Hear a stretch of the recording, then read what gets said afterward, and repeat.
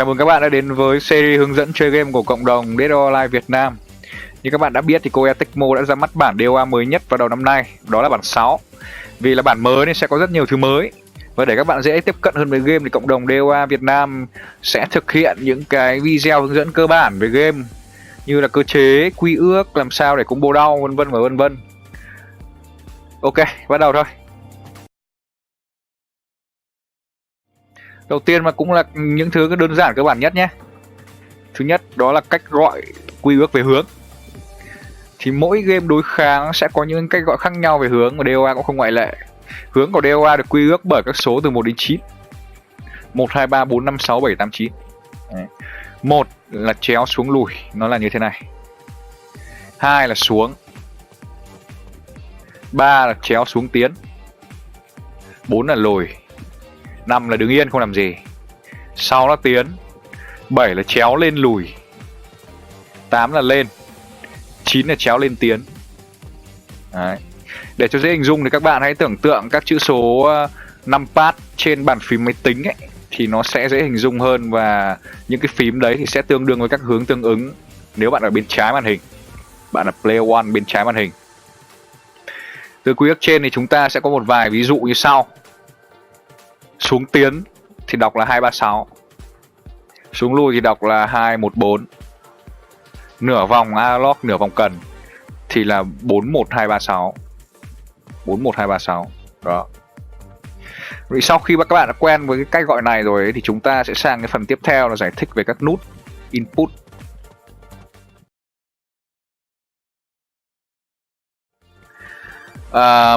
DOA thì có những cái nút chức năng sau. Thứ nhất là P. P là punch, nghĩa là đấm. K nghĩa là kích, đá. T là ôm, throw, viết tắt của throw đấy, T đấy. S là special, những cái đòn đặc biệt. Và H là đỡ hoặc là phản đòn. Đấy. Ngoài ra thì game cũng hỗ trợ những shortcut các nút trên, nghĩa là bấm tắt. Ví dụ như P cộng K, nghĩa là bạn phải ấn hai nút P và K cùng một lúc. P và K cùng một lúc. Nhưng mà trong cái bảng chỉnh control của chúng ta thì chúng ta có thể set được P cộng K thành một nút ấn cho dễ. Mặc định như ở tay cầm PS4 tôi đang dùng đây thì nó là nút L1. Đấy. Thay vì chúng ta ấn hai nút P và K một lúc thì chúng ta có thể ấn một nút L1 thôi là nó cũng sẽ ra input P cộng K rồi. Tương tự với H cộng K và H cộng P cộng K, không khác gì cả. Vậy thì kết hợp hai phần trên thì chúng ta sẽ có các cách gọi hướng và phím chức năng như sau. Ví dụ như là 6P thì nghĩa là tiến đấm, 4P thì là lùi đấm, 8P thì là lên đấm, 7P thì là chéo lên lùi đấm, 3P là chéo xuống tiến đấm. Đấy. Lùi K là 4K này, 6K này, 8K này. Đấy là những cái ví dụ cơ bản về quy ước. Vậy thì sau khi mà chúng ta đã quen với quy ước rồi, các cái quy ước rồi ấy, thì chúng ta sẽ đến với phần tiếp theo, đó là cơ chế cơ bản của game.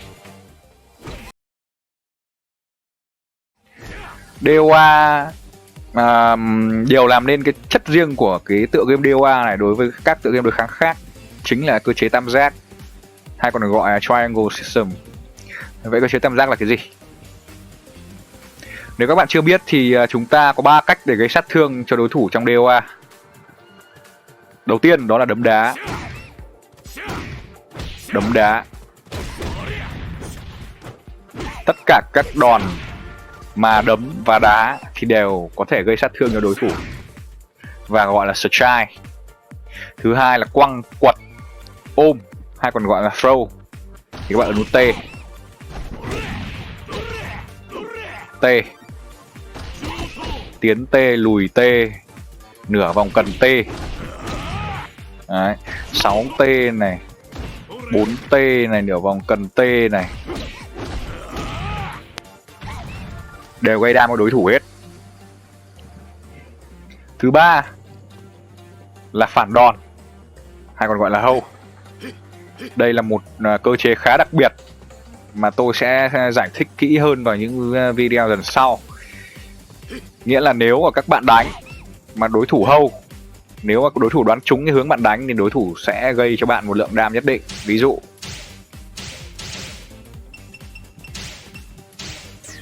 như ở đây tôi set máy đánh mid đấm. Đấy, lượng đam của tôi đấy, tôi có thể gây đam bằng hâu. Vậy thì tóm lại là chúng ta có 3 cách gây đam. Đấm đá là một, strike, thứ hai là throw và thứ ba là hâu. Đấy, ba cái cách gây sát thương này nó sẽ tạo thành một cái tam giác đều. Cụ thể là như thế nào? Cụ thể là như thế này.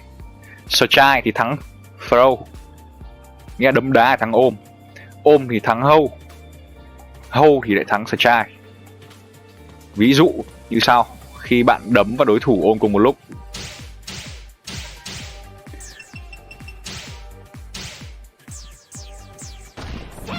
khi đối thủ ôm bạn bình thường, nếu bạn đứng yên thì chắc chắn là bạn sẽ dính ôm. Nhưng nếu bạn đấm một cái,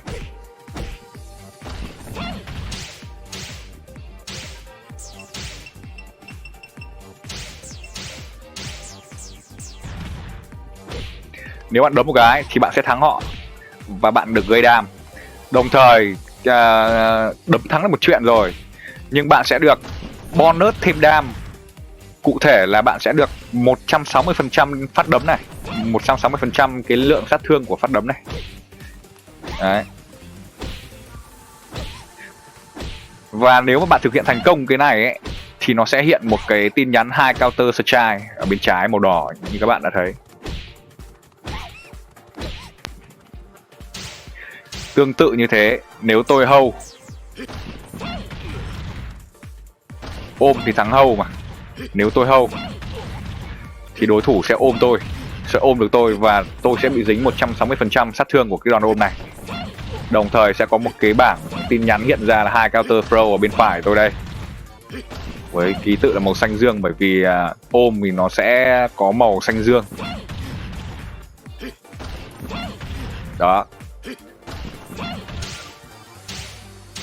Đó là cơ chế tam giác của game.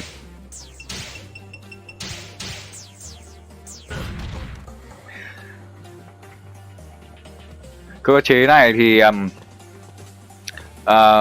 hay ở một chỗ là bạn sẽ được bonus thêm sát thương nếu đoán trúng đối thủ định làm gì. Đấy. Riêng với hâu ấy thì nó hơi khác một chút, và tôi sẽ giải thích ở các video tiếp theo. Tôi sẽ có một cái video riêng về cái hâu này. Vừa rồi là những thứ đầu tiên và cũng là cơ bản nhất của DOA mà tôi muốn mở đầu cho series video hướng dẫn chơi game. Tôi sẽ gặp lại các bạn trong các video lần sau, và đương nhiên sẽ có rất nhiều hướng dẫn hay ho khác. Nếu có bất kỳ thắc mắc hoặc muốn chúng tôi làm một video hướng dẫn gì đó của game thì đừng ngần ngại comment phía dưới và hãy đón xem những video tiếp theo nhé. Cảm ơn các bạn.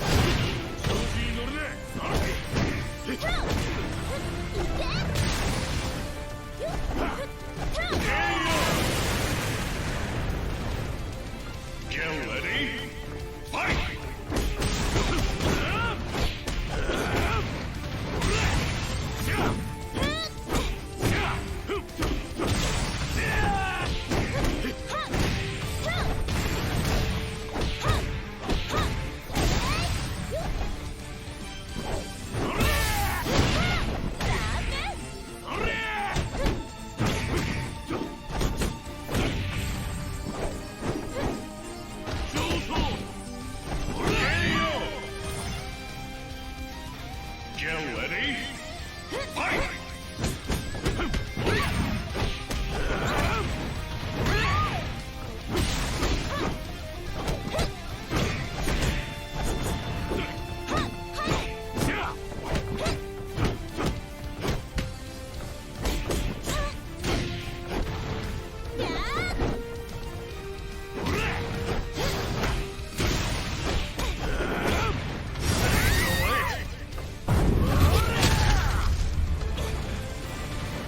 Winner! ほら立てよ。もう終わりかよ。